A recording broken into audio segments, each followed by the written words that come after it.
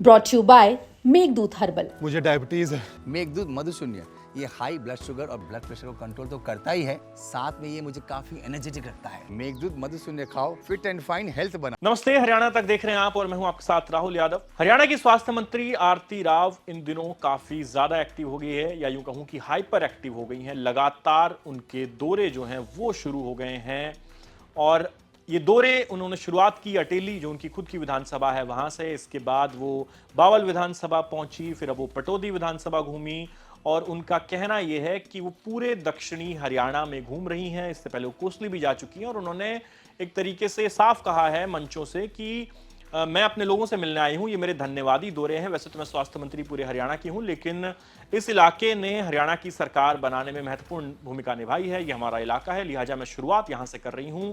अपने भाषणों में वो ये कह रही हैं लोगों को कि मैं आपकी हमसफर बनकर आपके साथ काम करूंगी। हमारे 3 दरवाजे हैं, आप तीनों दरवाजों पे कहीं पर भी जाकर दरवाजा खटखटा सकते हैं, आपकी आवाज़ जो है वो जरूर सुनी जाएगी। कहा कि चंडीगढ़ आप मेरे पास आ सकते हैं, अटेली मेरे पास आ सकते हैं आप, और दिल्ली मेरे पिताजी जो हैं उनके पास भी आप जा सकते हैं।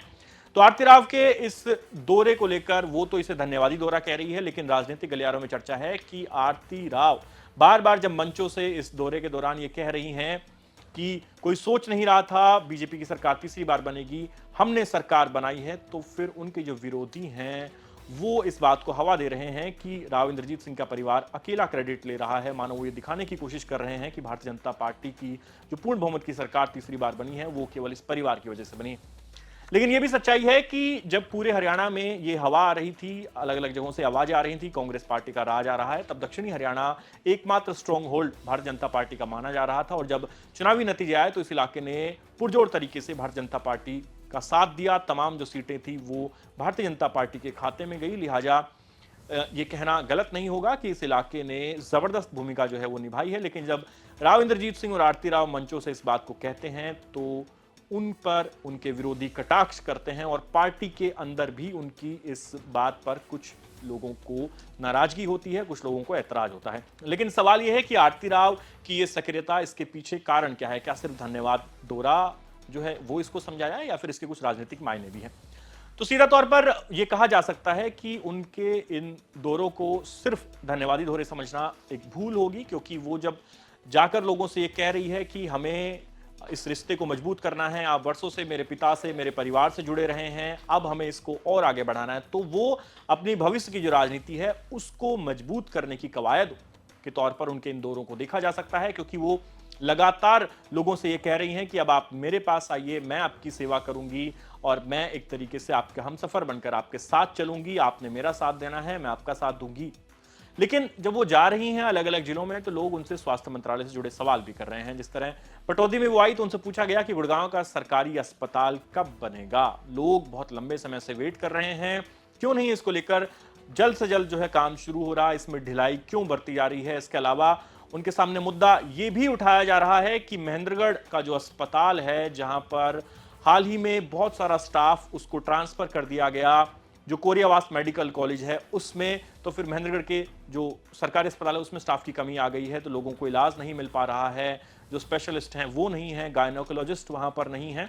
ये तमाम चुनौतियां उनके सामने उठाई जा रही हैं और ये बात बिल्कुल सही है कि एक जिले में अगर कोई नया मेडिकल कॉलेज खुलता है तो उसके लिए नया स्टाफ आना चाहिए। यदि आप उसी जिले के सरकारी अस्पताल से स्टाफ उठाकर मेडिकल कॉलेज में भेज देंगे तो फिर जनता की परेशानी जस की तस बनी रहेगी, क्योंकि फिर मेडिकल कॉलेज में तो इलाज मिलेगा लेकिन सरकारी अस्पताल में इलाज नहीं मिलेगा। और जो इसके पीछे की सोच थी कि आप एक जिले में एक और मेडिकल कॉलेज दीजिए ताकि लोगों को सुविधा मिल सके, स्वास्थ्य सेवाओं का लाभ मिल सके, उसमें बढ़ोतरी हो सके, तो फिर वो जो सोच है वो कहीं ना कहीं अधूरी रह जाती है, वो पूरी नहीं हो पाती।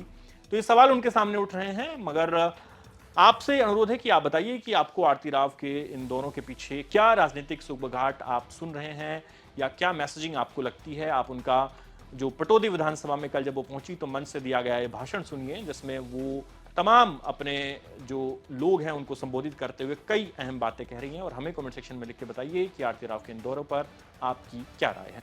आज के दिन मैं जानूं कि गर्मी बहुत है, उमस बहुत है, वहाँ पीछे लोग बैठे हैं, खड़े हैं धूप में, मगर ये अच्छी बात है कि माइक से बात हो रही है ताकि सब जगह तक पहुँच सके। मैं बस आज आपके बीच आई हूँ आप सभी का धन्यवाद करने। 2024 एक बहुत बड़ा साल था इलेक्शनों में। 2024 में मई में आपने तीसरी बार लगातार मोदी जी को चुना और मोदी जी की सरकार बनाई और राव इंद्रजीत सिंह जी को छठी बार सांसद बनाया। आप सभी का बहुत बहुत धन्यवाद। शायद कोई और नहीं है पूरे हरियाणा में जो 6 बार सांसद बना और ये आप सभी की बदौलत है कि ये सिर्फ राव साहब को ये मिला है कि वो 6 बारी लोकसभा के एमपी बने हैं हरियाणा में। तो आप सभी का बहुत बहुत बहुत धन्यवाद। उसके बाद 2024 में ही सितंबर में विधानसभा के इलेक्शन हुए और हम जानते थे कि भारतीय जनता पार्टी की सरकार आएगी। हम जानते थे, पूरा दक्षिण हरियाणा जानता था, मगर वहां से हवा कुछ और ही चलाने की कोशिश कर रहे और हमने कहा हवा तो वही बनेगी जहां हम बनाएंगे। और दक्षिण हरियाणा ने पूरे भारतीय जनता पार्टी को जिता के भेजा है, हर सीट पे जिता के भेजा है। इसलिए आप सभी का बहुत बहुत शुक्रिया कि तीसरी बार लगातार भारतीय जनता पार्टी की सरकार बनी हरियाणा में, जो इससे पहले कभी नहीं हुआ। तो आप सभी का बहुत बहुत धन्यवाद। अब रही बात मेरी, पहले तो बिमला जी के लिए बहुत बहुत धन्यवाद, आपने उनके लिए वोट किया। मगर आज मैं ये भी कहना चाहूंगी कि आप लोगों ने हमेशा मेरे परिवार पे आशीर्वाद और प्यार बनाए रखा और आज मैं आप सभी के बीच आई हूं उसी प्यार और विश्वास और आशीर्वाद का धन्यवाद करता हूं। और मैं चाहूंगी कि ये जो हमारा रिश्ता है ये आगे चल के भी इतना ही अटूट रहे जितना पिछले 50 सालों से रहा है। तो इसी कड़ी में आप सभी को जोड़ने के लिए, अपने साथ जोड़ने के लिए, विमला जी तो हैं ही यहाँ पे, मैंने कहा सभी बोलते हैं कि आरती तू रह गई महेंद्रगढ़, तू रेवाड़ी जाती है तो गुड़गांव की तरफ आती ही नहीं। तो देखो आज पहाड़ी से शुभ आरंभ किया है मैंने मंत्री बनने के बाद, मंत्री बनने के बाद। और आप सभी से मैं ये वायदा करके जाती हूँ कि आप सभी का साथ मैं बिल्कुल पूरी अटूट तरह से दूंगी, आपके कंधे से कंधा मिला के रहूंगी, आपका हमसफर बन के सुख दुख में आपके साथ रहूंगी। और जब तक बातें आती हैं कि महेंद्रगढ़ हो, रेवाड़ी हो, कटौती हो, जो भी हो, गुड़गांव हो, देखो हरियाणा के लोगों की स्वास्थ्य मंत्री बनी हूँ आज के दिन, मगर सब जानते हैं लगाव मेरा सबसे ज्यादा तो यहीं पे है। तो मेरी पूरे हरियाणा की तरफ ये मेरा वादा है कि मैं स्वास्थ्य सेवाएं बेहतर बना के रखूंगी।